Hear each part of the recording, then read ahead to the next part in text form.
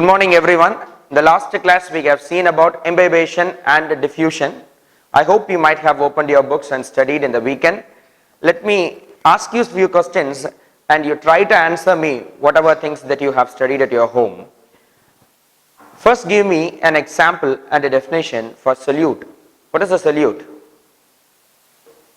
NaOH is a solute. Okay, let's consider that any chemical compound that is mixed up with a solvent is a solute. So the definition goes on like this: a substance that is dissolved in a solvent is a solute. For example, let's take a chemical compound, a salt or a sucrose, something that you have in your hand that is dissolved in water or any other solvent material is the solute. And then what is a solvent? A solvent is the liquid which dissolves the solute.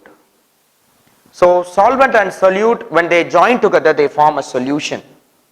So it's the dissolved form of a solute in a solvent. Let's also see the examples. The example, if you mix up 2 teaspoons of salt onto a glass of water, it becomes a solution. And this is what we have in the last class.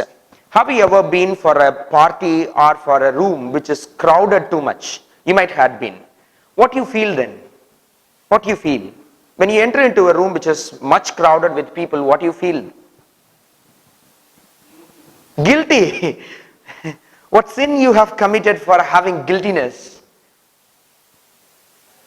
What do you used to have? You used to have suffocation, isn't it? You cannot have an easy breathing experience there in a crowded room. Why? What happens there? If it is a closed room, many would be there and they would be releasing carbon dioxide. Carbon dioxide concentration is rich in the air and oxygen reduces. So it's a process of diffusion that we have studied in the last class. See, the air that spreads onto the room, they mixes up with the atmospheric air in the classroom or in the room that you are in, which makes it possible for you to have more amount of carbon dioxide and less amount of oxygen, which reduces the capacity for you to transport the oxygen to the blood. So at once you have a suffocation, what do you do then? When you have a suffocation, what would you do? You move out, and that is the right answer. You move out of that room. Why? You are in search of oxygen. It's because diffusion happens only from high concentration to the low concentration of the solute, which we have seen in the last class itself. See, inside the room which is crowded with too much of people, you feel that atmospheric air is not much with oxygen. It's not with adequate amount of oxygen, so you feel suffocation. But when you go out in the atmosphere, you have 21% of oxygen, which gives you enough oxygen to breathe, and that is the greatest experience you have, so you move out. So in the simple process of moving out of a crowded room, you have the diffusion process. And then I'm asking you a small question. How can you stop a thief or a bad guy entering into your home? What do you do? At nights, what do you do? Do you lock the door or not? You lock the door. Why? Why can't you open the door and just to sleep inside? Oh, you are not providing an easy way for the bad guy. Bad guy may come, but he should not enter into your house in an easy way, isn't it? So, if at all he is interested in entering into your home because of you having more amount of jewels and liquid cash at your home, what he used to do? He or she has to break open your home, make a hole that is enough for him to enter, and then they enter. They take hold of everything, move out of your home, isn't it? Usually they open the door and move out. Okay? You understand what I am telling you? And this is what is happening in our system too. And whatever that is happening in the society, in our social life, it's also happening inside the biological system. And if you look at the cell membranes, they are like a lock and key. They have openings sometimes. They used to close the openings too. And if you look at the cell membrane, they are not made up of a single substance, as that we have seen in case of cell wall. Cell membranes are made up of phosphatidyl lipids, and not only that, they have intrinsic and extrinsic proteins. And the intrinsic proteins are the gateways for the components to enter into the cell, and they open up only at times when there is a need. If there is no need, they never open. And if you take the cell wall is a uniform structure which is made up of cellulose. And cellulose is a component which is a polymerized substance too. It contains many pores in itself. The pits, sometimes they are very defined pits like bordered pits, and some of the pits are simple pits too. They have openings, and these openings, they never have door like structures. For example, we have a very small door, and if somebody is interested in taking a big piece of rock inside this room, they could not. Even if they are interested in taking a big table inside this room, they could not. Why? The door is very much limited. So the size of the door determines the extent of the material that could be taken inside the room. Okay, you understand what I am telling you. And in the same way, the cell wall is a structure which is containing so much of pits in itself. And the pits, they have a specific pore size, and they let the molecules within the pore size to enter. And if some molecule enters with a very big size, they may tear open so that they always restrict the entry of these molecules. But in case of the cell membrane, that is plasma membrane, they selectively make it possible the compounds to enter. So only they give a way for the molecules if they ought to enter into it. If they are not needed inside the cell, they won't take them inside. But in case of a cell wall is a semi-permeable membrane, not a selectively permeable membrane, as though we have seen in case of this cell membrane. So this cell wall, they let open every molecule to enter. The only limiting surface here, or the only limiting criteria here, is the molecular weight of the substance. If it's a big substance, they cannot enter. If it is a small substance, they could enter. And this is the typical structure of a cell membrane. Look at it. And here these are the extrinsic proteins, and these are the intrinsic proteins. And these intrinsic proteins, they have a very super great ways, and they get open only if they are taken by the transit proteins. So we have so much other proteins here. Some proteins are receptor proteins. They sense the material which is to be taken inside. And some other proteins which are present here are transit proteins, and these transit proteins, they take the material from the outside, they travel for some distance, and they make it possible to enter through this intrinsic protein and move to the other side of this membrane. Okay, and this is the usual work that is happening inside these cell membranes. As I have told you, this is made up of a phospholipid bilayer. And this is the phospholipid bilayer. Here in the blue color as well as in the yellow color markings you might have seen, and this is the phospholipid bilayer, and they are embedded with so much of proteins, as I have told you, and they also have some carbohydrate chains. Why it is for? It's for the identification of the compound. Somebody should identify, isn't it? Somebody is just pressing the calling bell of your home. What would you do then? What would you do if somebody is pressing the calling bell of your home? You open the door and ask them to come inside, whoever it is. Do you do that?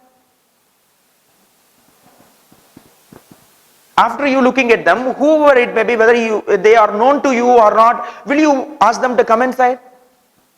No. You first look at them, isn't it? You look at them. If you know them already, you let them inside. If they are not known to you, if they are a stranger, then you ask them who you are and why you are here, isn't it? And the same way this membrane is also doing. And these carbohydrate chains which are present there, these are the carbohydrate chains, and they just ask the material who is interested in coming inside, just verifying it whether they should be taken inside or not, if there is a dire need inside the cell or not, and then they take the material inside the cell. This much of detailed process is happening in the cell membrane, whereas in case of a cell wall is a dead substance, it's a dead material, and it never cooperates with these type of activities because it's not actively transporting anything. They just let the molecules inside on the basis of the molecular weight. As though I have told you, this door is very small, so a big table cannot be taken inside. The molecules which are bigger in size cannot be traveled in case of a cell wall. And if you look at this, look at the two pictures, what is the difference between them? This is a morning time and you are looking brisk, you are looking smart, and at the afternoon, exactly at 1 o'clock, how would you look like? You feel very tired, hearing all the boring lectures. You may not be good. At most of the time, you are thinking that I have to move soon. You may be having some other works and somebody is demanding outside and you have to leave out for sure. Such things would happen, isn't it? And see, this plant is very brisk and this one is not brisk. Look at the leaves. They are not upstraight. They are flowy down. Why? What happens? Adequate amount of water is not available to these plants. This is rainy season. You might have seen all the plants coming up. Very good. The growth of the plants remains very good in this entire month. But when you look at the plants at the summer season, at the noon time, they may not be very good. They show a face as if they are having so much struggles in their life. Why? What happens? They don't have adequate amount of water. When water comes inside the plant cells, they makes them brisk.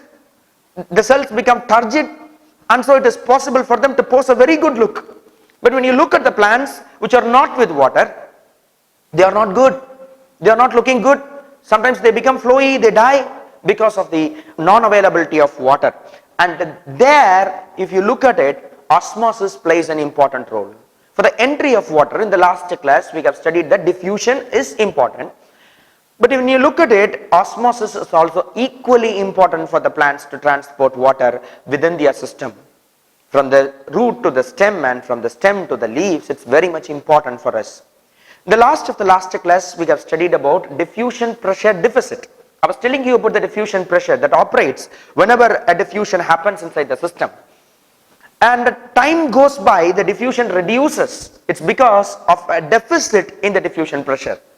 When a diffusion pressure deficit happens, then the next slot is for the osmosis. It's because an osmosis happens when there is so much of solvent present inside the system. That is what we are trying to tell. And you take two test tubes here, and in one test tube you are filling it with the distilled water, and in the second test tube you are having a concentrated salt solution. Let's take it as a saturated salt solution. I have already explained you about the preparation of a saturated salt solution, isn't it?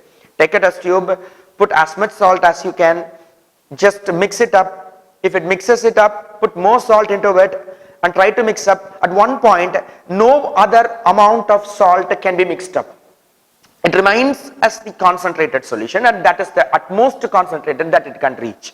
It is the saturated solution that you can prepare. You prepare a saturated solution, pour it into a test tube, and you already have a test tube which is with the distilled water. And you take a semi-permeable membrane. I have to tell you about the semi-permeable membrane. What is a semi-permeable membrane? You all have semi-permeable membrane. You take your cloths are semi-permeable membrane. We all have semi-permeable membrane in our body system. Semi-permeable membrane is a part and partial of our life. A membrane that is having too much of pores in different sizes, and that is a semi-permeable membrane. Usually we have in our kidney all the other organs that are operating with us. And if you look at the semi-permeable membrane, they have numerous pores, but the pore size may be very much limited. Maybe it is in micron size, 10 to the power of -6 meter size. Okay, and the sizes may not be very big. If it is very big, maybe for example you take some water and you pour the water onto a cloth. You take a cotton cloth, pour the water onto the cotton cloth. What happens then? The dust and the debris that are present on the water, they just remain above the cloth, and the water, they moves down, isn't it? This quite often happens. Some of you, when you are taking water from the tap, you used to cover the mouth of the vessels with a clean cloth, isn't it? To just avoid the dust and other particles that are coming with the tap water or with the municipality water. So what you actually do here is you are filtering it out. The same thing happens here. When you take a semi-permeable membrane, they filter the molecules. Usually water is a very light molecule and it can move apart. So you are having a distilled water test tube and you are also having a saturated salt solution test tube, and both of them you are taking a semi-permeable membrane, adding some dilute salt solution into it and placing it inside the test tube. And what happens at some point of time? You are leaving it aside and moving out, and after some time you are entering into the room. What would happen inside these two things?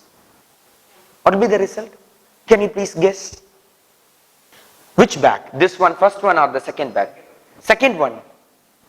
Usually the bag in the second one, they become very thin because the water molecules that are present inside, they move out.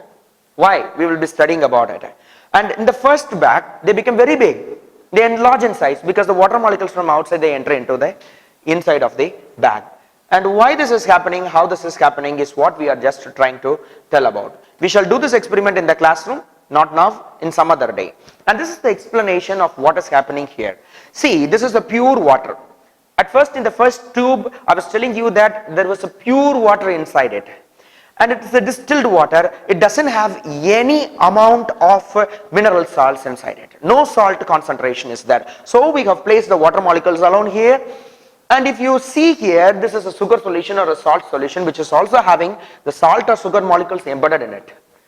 So what happens here, you just look at it, this is a pure water, this is a sugar solution. And believe me, now I am telling you about the osmosis. In osmosis, solvent alone moves, not the solute. But in the last class I was telling you about the diffusion. In diffusion, solute alone moves and not the solvent.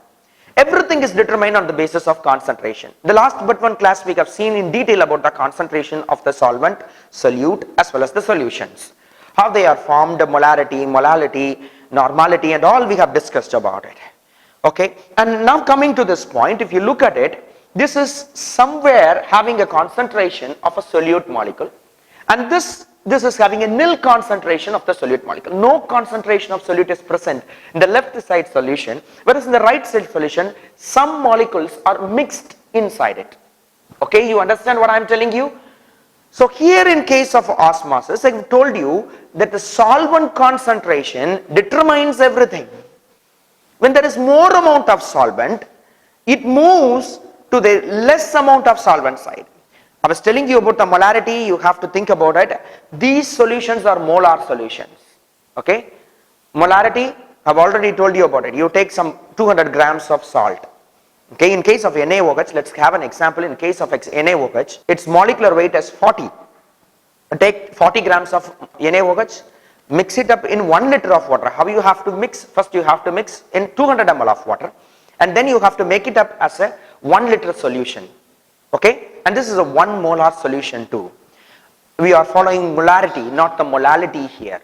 And if you take this 1 molar solution, you are placing it here. Let's consider that you have placed here. Here it's with the distilled water, not with any amount of salt. It's there. Where can you see the solvent concentration in high amounts? Whether here or there? To the left side or to the right side? I'm asking about the solvent concentration. Solvent is water. Let me simplify it. Water? Where can you see the high concentration of water? To the left side, isn't it? Not on the right side, because in the right side you have some sugar or salt molecules mixed with it so that it has occupied its place. So more volume and more concentration of water is seen the left side and not in the right side. In osmosis, the movement takes place from the high solvent concentration side to the low solvent concentration side. You must understand what I am telling you. It's not the solute concentration. Usually when you speak about a solution, we speak about the concentration of the solute. But I am speaking something which is reverse to that. When you have more amount of solvent concentration, the solution becomes dilute. And if you have less amount of solvent concentration, the solution becomes high concentrated solution. Let me give you an example. We are having 2 test tubes. One is with 5 ml of water, another one is with 10 ml of water. In both the test tubes, we are adding salts. In the test tube which is with 10 ml of water, I am adding 1 gram of salt. And in the second test tube which is with 5 ml of water, I am adding 0.5 gram of salt. What is the difference between these 2 test tubes in terms of concentration? Same concentration, that is the right answer. Why? Why do we have? We have reduced the volume, but we have reduced the solute too. Whereas if I am adding 1 gram of salt in both the test tubes, what is the difference between their concentration? That which is having 5 ml of water, they exceeds the concentration. You understand what I am telling you? In both the test tubes we have same amount of solute, whereas the solvent concentration differs. So when I reduce the solvent concentration, the solution becomes very thick. The solution becomes very concentrated. Whereas in case of the solvent, if it is increased in its volume, it dilutes the liquid. Here that happens. Here there is a negligible concentration of sugar. So when it is kept in between a semi-permeable membrane, this is a semi-permeable membrane, not an ordinary membrane. So this is the semi-permeable membrane. If you look at it, it has so many pores between them. So at all the instances, they have the possibility to move the solvent from the left side to the right side. Okay, you understand? So what happens here to combat that situation? This is a high concentrated liquid and this is a low concentrated liquid.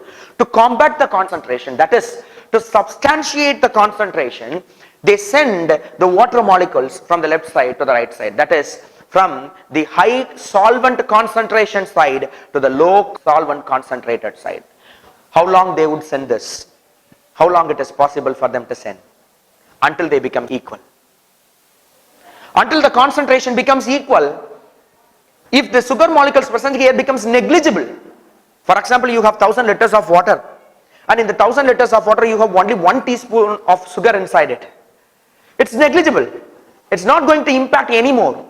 So at this concentration they will leave out this osmosis reaction, but it happens only with the semi-permeable membrane, not with any normal membrane that we have. It needs the semi-permeable membrane. Only if it is taken in the presence of a semi-permeable membrane, it would transport. So from this high concentration of the solvent to the low concentration of the solvent, they transport the solvent molecules until they becomes equal. And let me show you other slides too, so that it is possible for you to understand. We have some questions for discussion, but it is not possible for us to have.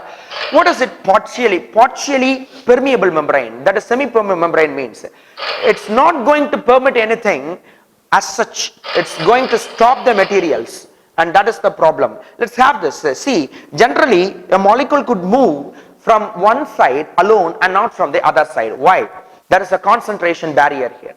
In the flow of the liquid, if the concentration is different, it moves only from one side, not from the other side. It gets stopped at this point. And if you may be thinking that why can't the liquid from here, it moves in the opposite direction, it won't move. There is a barrier always, and it's generally caused because of this semi-permeable membrane. That is why we need a semi-permeable membrane in between. And the concentration difference, they won't allow the influx of the liquid from the opposite side. The two from the right side of the picture, it's impossible for them to move to the left side of it. Then you are going to fill all these things. Okay, well, the first one let me fill. The second and third slots you have to fill the answers, because we have seen the subject, we have learned the subject. Now you have to answer these questions. So taking this osmosis into consideration, and in the last class I have explained you about the diffusion too. Osmosis is also a type of diffusion, but it's a special diffusion which is concerned with the solvent concentration.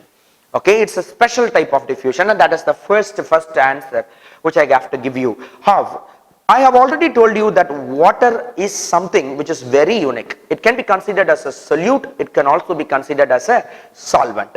When you consider water as a solvent, osmosis happens. When you consider water as a solute, in the plant system, the diffusion happens. Okay, so osmosis is once again a special type of diffusion. What is here? What shall be placed here? Osmosis is the diffusion of solvent or solute? What molecules? Solute or solvent? Solvent molecules is the right answer. From which region? From the region of water molecules, high concentration of water molecules, to the region of low concentration of water molecules across a semi-permeable membrane, and that is the right answer. I hope you have learnt about it. There are a few examples that we have to speak about. Okay, see, this is a blood cell, and this is a cell which is devoid of water. At times when you are starving, or if you don't have adequate amount of water, what happens inside your system? Your system is full of thirst. And the water molecules inside the blood cell, they do move out of the cells, and they create very great need for the water. And when you pour some amount of water, or if you drink some amount of water, when you have thirst, your blood cells they lose the water. When you drink some amount of water, the blood cells, they regain their original position here. This what we have seen already. And going further, the net movement, they happens in a very steady state, and the net movement, they increase in the volume. See, the molecules which come to this side, the water molecules which come from the left side to the right side, they are adhered around the surface of the salt molecules, salt or the sugar molecules that we have placed in the right side. They get adhered to that water molecules, and thereby the combination happens. And these are three types of solutions which we have to compare. One is hypotonic solution. What is a hypotonic solution? Tonic refers to the solution, and hypo means low amount of concentration. If you have to speak about concentration, always you have to think about a comparative solution.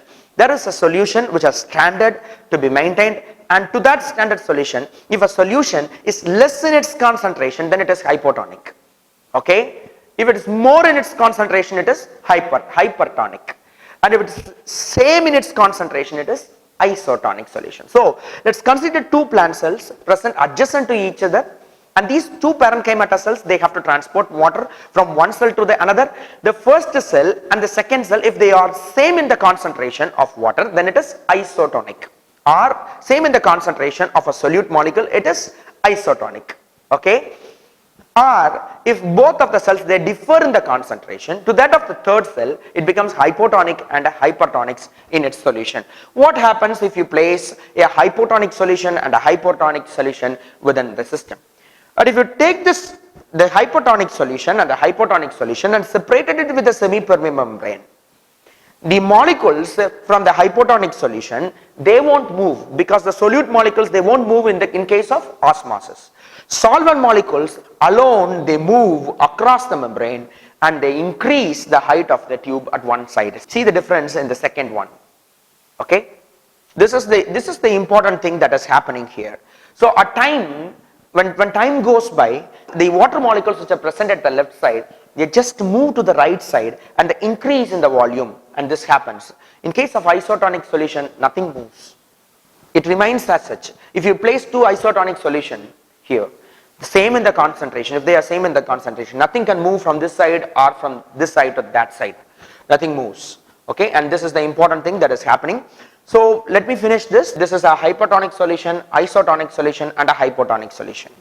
See, if you are placing a hypotonic cell into a hypertonic solution medium, then the cell will lose everything, because it is more dilute. Say for example, you are taking a plant cell which is hypotonic in nature, when compared to the standard solution that you are having in the test tube. You are placing that cell into the test tube. What happens then? The water molecules which are present inside the cell, they move out of the cell, and plasmolysis occurs. Plasmo, it means the liquid that is present inside the cell, and lysis means death. All the liquid material that is present inside the cell, they moves out of the system. Okay, when you place a hypertonic cell in a hypotonic solution which is there in the test tube, what happens then? Then the solution from the outside, they move inside the plant cell. The plant cell becomes turgid, it becomes big, at one point it may burst out even. This happens. If you place a cell which is in the same concentration of the liquid that is present in the test tube, nothing moves. Nothing moves from the cell, or nothing moves from the solution to the inside of the cell. This is the actual thing that is happening into it. And let me go back to the party. You had been to a party, many people are there, it's a very big crowd. So you got suffocation, you moved outside. But you really enjoying the party, and you want to be there inside. You want to enjoy yourself with your friends. What do you have to do then? What do you have to do? You have to spend some more amount of energy. Why? You have to resist the condition. Always you have to resist the condition and be there. That is what happening here. Whenever an osmosis happens from the system where it is diffusing, energy inflow needs. You have to spend some amount of energy in your body to sustain there inside that room. And the same thing is happening here. Here also you have to spend some amount of energy, and the process becomes an active process. In case of a diffusion is not an active process, it is a passive process. Here this becomes an active process and the osmosis happens. Either endocytosis or exocytosis happens. What is endocytosis? Endocytosis means cytosis is the cell and endo means influx of liquid into the cell. Exocytosis means the liquid that is present inside the cell, they moves out at variable concentrations. They do this process as we have seen. So this is the one which is happening. This is the pictorial form which I just wanted to show you. So this is the end. I have also taken this PowerPoint from different sources. I have cited it. You can ask me some questions.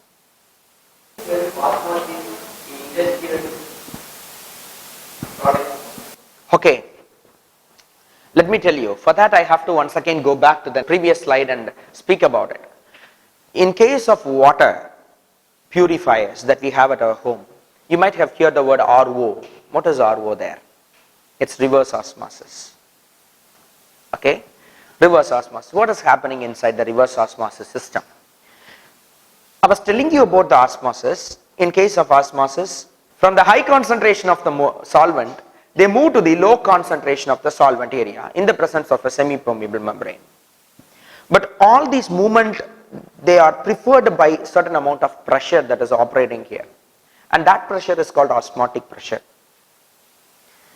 So let me show you here. If I just track back,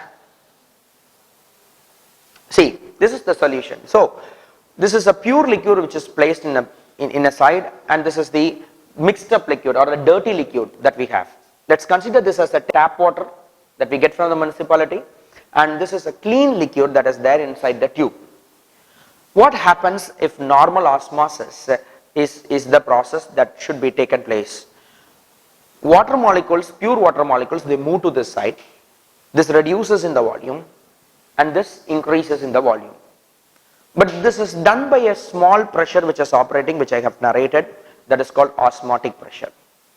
So if you place a pressure lid here at the top of this tube, if you are placing a pressure lid, let's see this. If you are placing a pressure lid here and just providing the pressure that is actually operating on the next side, this is a U tube, and some amount of pressure is operating here because of the concentration difference, and water molecules, they move from the left side to the right side, isn't it? So you have to understand that pressure. You have to place a pressure lid here and to stop the operation of this pressure activity. When you are doing this, the molecules, when you are giving the actual pressure that is operating here, the right pressure that is operating here, the movement of the molecules from one side to the another side, even though if it is a concentration barrier, they stops. Because you have operated with the pressure. And if you are slightly increasing the pressure, what happens here? This is a semipermeable membrane. The salt molecules or the sugar molecules that are present inside, they cannot move that side. In the semipermeable membrane, the pore size is very much limited, and so the particles cannot cross from one side to the another. So normally there is a problem for the particles to cross, but for water molecules there is no such problem. They can move that side. So in the presence of the pressure that is operating here, something which is very big to be considered. So this water molecules from this side, they slowly move to that side, they increase in their concentration. Okay, let me show you like this. So the water molecule from this side, they move to that side. The pure water collected, they increases in the concentration. This is the dirty municipal water. The salt molecules, dust particles, whatever impurities that are present here, they remain here. The pure water alone, they crosses the semipermeable membrane, moves to the next side. And the water collected here, they will be taken into a drum, and it could be used for the purpose. And this is how reverse osmosis operates inside the system. Okay, inside a water purifier, water purifying system, this is the process.